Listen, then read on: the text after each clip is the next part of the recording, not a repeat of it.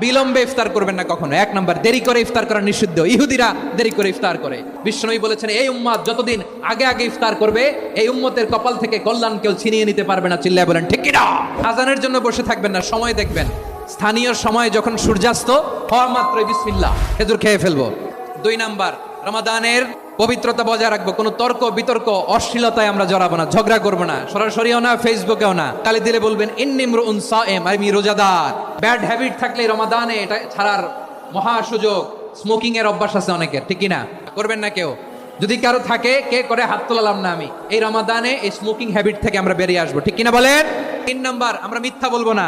বিশ্বনবী বলেন, মানলাম ইয়াদা কাওলা যুরি ওয়াল আমালা বিহি ফালাইসা লিল্লাহি হাজাতুন ফি আইয়াদা তাআমাহু ওয়া শারাবা। যে রমজানে মিথ্যা কথা, মিথ্যা কাজ, মিথ্যা সাক্ষী ছাড়তে পারে নাই, তার না খেয়ে থাকা, উপবাস থাকা দিয়ে আল্লাহর কিছু যায় আসে না।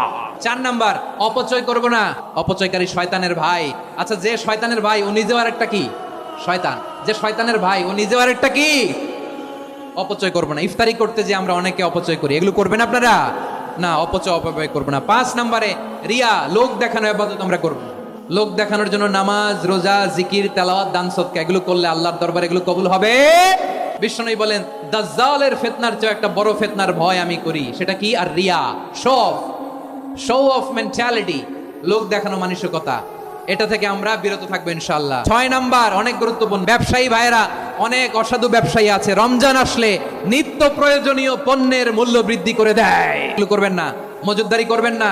পণ্যের কৃত্রিম সংকট বাজারে করবেন না। আপনি লাখ টাকা কামায়া ভাবছেন যে রোজাদারদের কষ্ট দিয়ে ধনী হবেন। এমন রোগ আল্লাহ আপনারে দিবে, কোটি টাকা দিয়েও আপনি হাসপাতালের বিল পরিশোধ করার ক্ষমতা আপনার হবে না। খবরদার।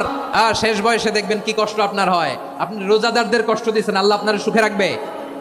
আল্লাহর দোহাই লাগে, আমার ব্যবসায়ী ভাইরা এটা করবেন না। আরব বিশ্বে আমরা দেখেছি, আরব বিশ্বের ব্যবসায়ীরা সারা বছরে ব্যবসা করে, রমজানে ভর্তুকি দেয়।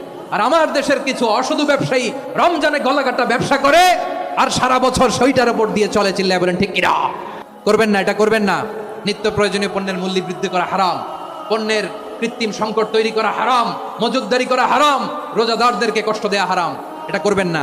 7 নম্বরে সর্বশেষ কথা, অধীনস্থ যারা আছে তাদের কাজের চাপ আপনারা কমিয়ে দিবেন। কাজের লোক, ফ্যাক্টরির ওয়ার্কার, স্টাফ, তাদের প্রতি যদি রহম করেন, আপনার উপর রহম করবে কে?